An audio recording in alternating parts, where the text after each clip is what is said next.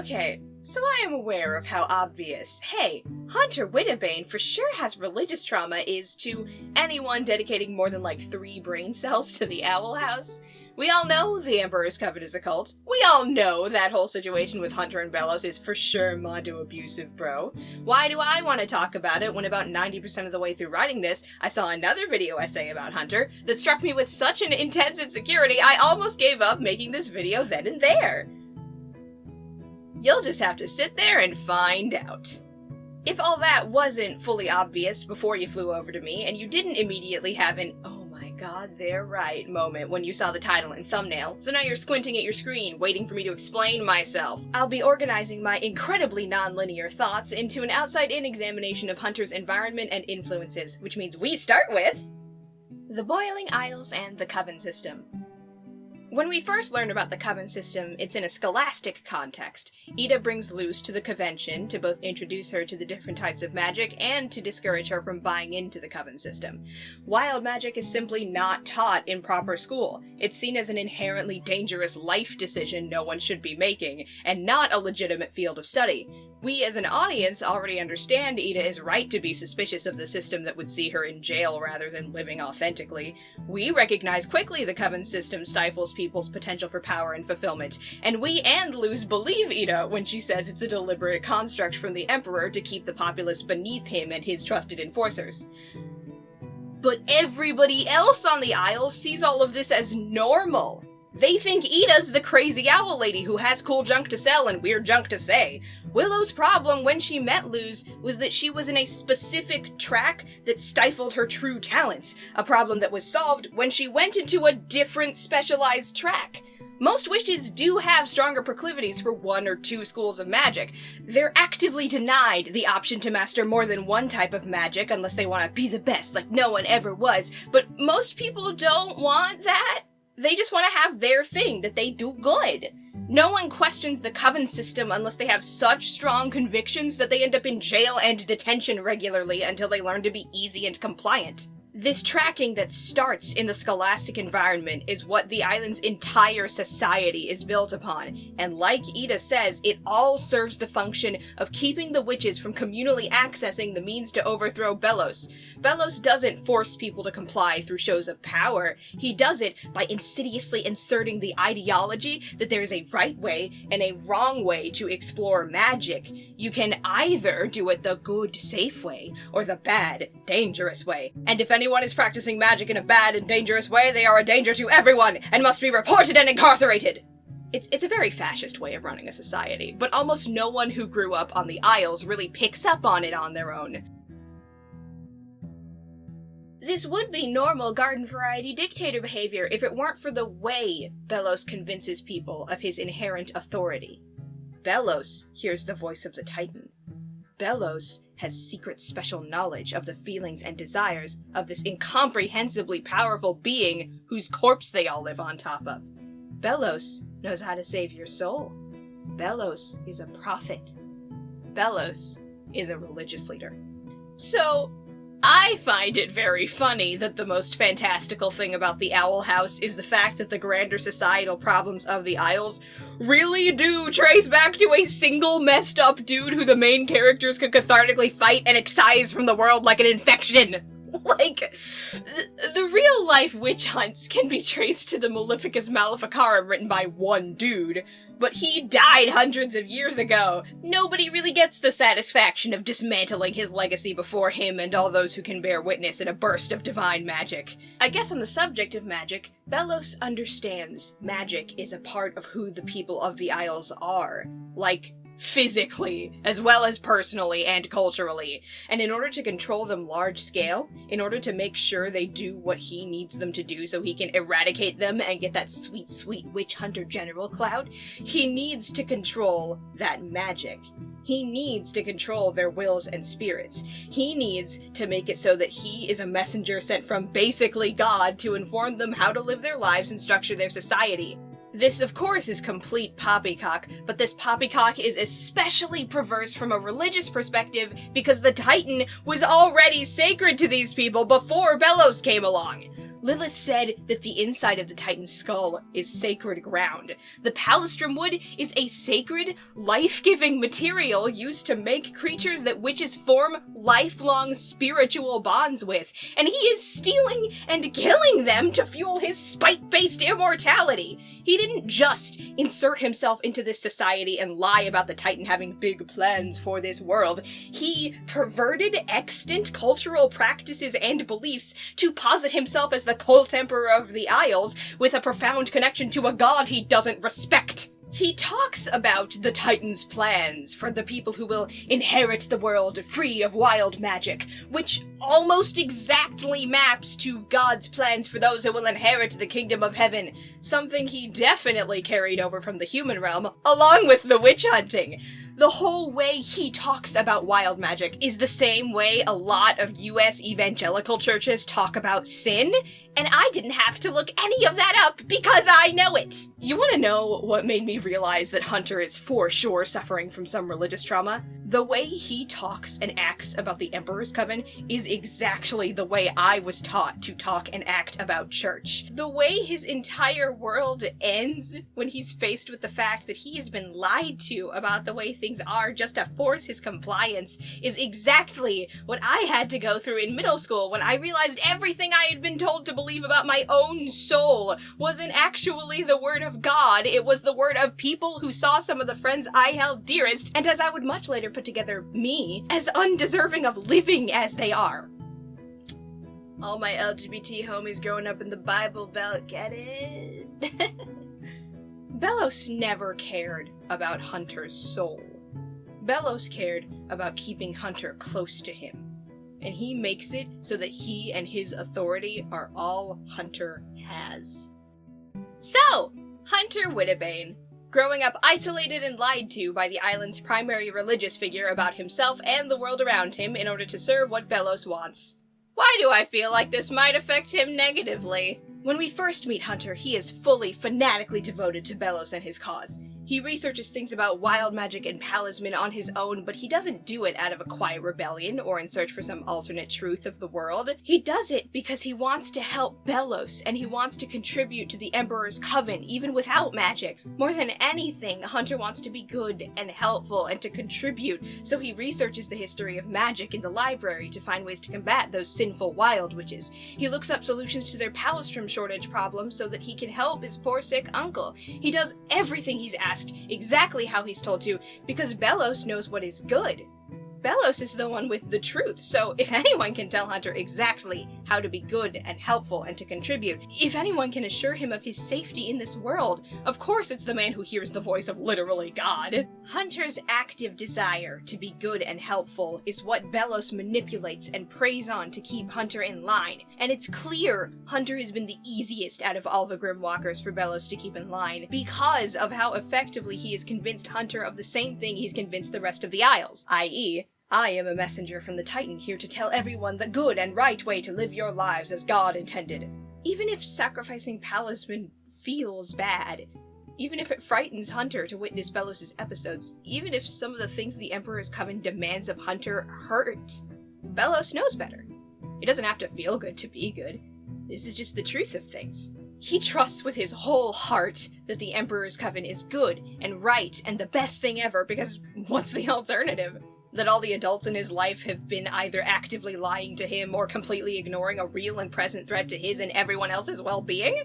That's ridiculous! That'd be paranoid, that'd be nonsense! Hunter doesn't need comfort from all this hurting hidden inside of himself. Hunter just has to be good, and obey, and believe. Then, once the Day of Unity arrives, the Titan will be pleased, and the Isles will be better off, and Belos can be well again, and his family's sacred duty will be complete, and Hunter can finally experience what this has all been for, and know what the Titan's plans for him are.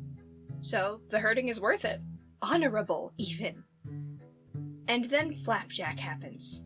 Hunter's connection to Flapjack destroys his ability to continue being the person he has been. And he doesn't even realize it as it's happening because, fun fact, it becomes an existential nightmare to directly question what your authority figures have taught you when you grow up the way Hunter did. It's not just questioning, why does the teacher keep punishing me for this innocuous thing? This doesn't feel fair. Or, why does my mom tell me to do things her way? I want to do them my way. When you grow up in an abusive religious environment like Hunter's, questioning the words of your authority figures throws the basic structure of the universe into question, and puts your immortal soul into jeopardy. Flapjack is the little spoonful of sugar that helps the idea that Hunter is not actually in a good place go down. Without Flapjack, Hunter would not be where he is by the end of the series. Hunter has a spiritual connection to this palisman now. And it's good. It is good, and it feels good. Flapjack makes him feel safe, and gives him company, and supports him unconditionally in the way that only a palisman would, and he wants so badly to protect Flapjack. Wants to keep this. It's his! He has a new truth, but he has no right to it. And he feels guilty over hiding Flapjack from Belos because according to the truths he's been raised with, he should give Flapjack over to Belos and capture the Flyer Derby team without a second thought, and repent on his hands and knees for any and every transgression or shortcoming he has ever made against his uncle, the Emperor, the one who hears the voice of the Titan. He's flipping and flopping and floundering between wanting these things he has experienced as being good versus wanting to be the good and dutiful Golden Guard, last child of his martyred family chosen by the Titan. He doesn't know quite how to navigate it all. All he knows is that his loyalties lie with his uncle, but his heart longs for the comfort that Flapjack and his new burgeoning friendships give him. Then he and Luz go into Belos' mind, and the truth isn't the truth anymore. And Hunter isn't safe anymore. The Owl House is built upon the bones of things like Percy Jackson and Warrior Cats, things built to help kids navigate and process the kind of person they are and want to be, and the kinds of things the world will throw at them. Hunter coming to grips with the lies he's been raised with, and trying to reconcile his deep desire to be good with the dawning realization that the basic framework he has been given for good and bad is inherently bad for him and the people he holds dear, is a very straightforward reflection of something I know so many kids experience, and I just love it. It's so important to me. A lot of art made for kids and kids adjacents has elements of choosing factions, or expressing who you are through your interests and your skills.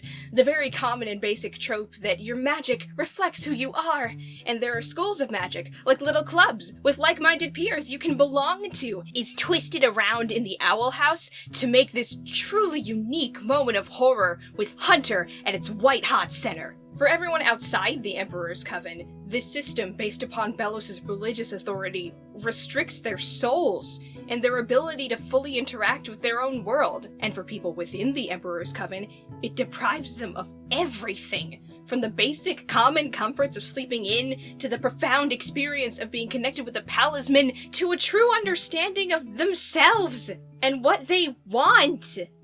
And then, deep within the castle, dozens of grim walkers into this mess, Hunter's entire soul and identity is deliberately built around being Golden Guard in the Emperor's Coven.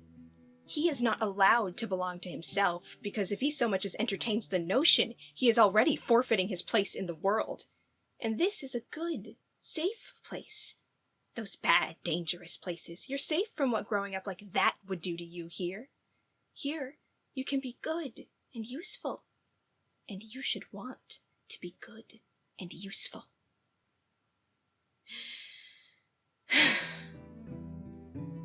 This script was really exhausting for me to make. You can probably guess why. We of course see more than just the raw experience of a child being inflicted with religious trauma. We see all the little lifelines that are cast in front of him that he uses to make his way out. Luz sees that he's sad and lonely, and when she reaches out to him, he takes a while, but he reaches back and gives her his name. The Flyer Derby team sees him try to make things right, and they piece together, oh, all those concerning things he said with a smile on his face are far more indicative of just how damaged this boy is than they are of his active enjoyment in backstabbing us. And so when Darius rewards his personal improvement with yet another lifeline, a way to contact the outside world that he never had before, Willow texts him back and shares his number with Luz. I said without Flapjack, Hunter wouldn't be where he is by the end of the series. When Hunter's dying, it's Flapjack that saves him. It's Hunter's truth that saves him. This spiritual companion he used to be taught to devalue and depersonalize, who is dying with him, saves Hunter and paints over all the painful things that would have left Hunter nothing but hurt and hurting so well, to the point that Hunter etches him into his skin where his coven sigil used to be. In the Emperor's Coven, Hunter only had the artificial power Belos gave him. After Flapjack becomes a piece of him, after he truly integrates his truth into himself, Hunter has the power to move and to carry others, all on his own. Hunter Wittebane caught my eye immediately because I am hopelessly enamored with all boys, but I look at him now and I see something I've never gotten to see in anything in my life before. Sometimes in the procedurals my parents liked to watch, there'd be a depiction of what the writers thought a toxic religious environment and religious fanatics looked like, and it always made me think, oh, that's incredibly fake, both before and after I had my own personal Grimwalker epiphany. I was in middle school when The Binding of Isaac first came out. I was curious, I was interested, but there was some piece of me that said, you don't need to experience that. And when I tried to ask why, the same piece of me just responded, you know why. And I did, so I didn't seek it out anymore until my partner began sharing it with me years and years later. As they put it, if you don't have your own religious trauma, store-bought is fine! As straightforward and no punches pulled Hunter's story is, it has a softness and a closure and a comfort to it that I've never seen attached to a narrative that features religious trauma. It's also, way more accurate than those procedurals. As spectacular a piece of art as it is, I can't listen to Living in the Light from The Binding of Isaac. But I could watch Hunter Wittebane going through his journey of self-discovery and self-actualization again and again, forever, and still want more.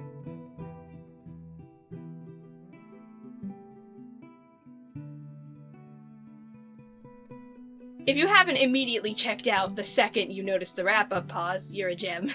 As you might notice, I'm kinda trying to do this sort of thing professionally, and I do not yet have enough watch time to get any checks from YouTube about it, so if you want to chuck $1 into my little guitar case, I have a Ko-Fi link in the description and pinned comment.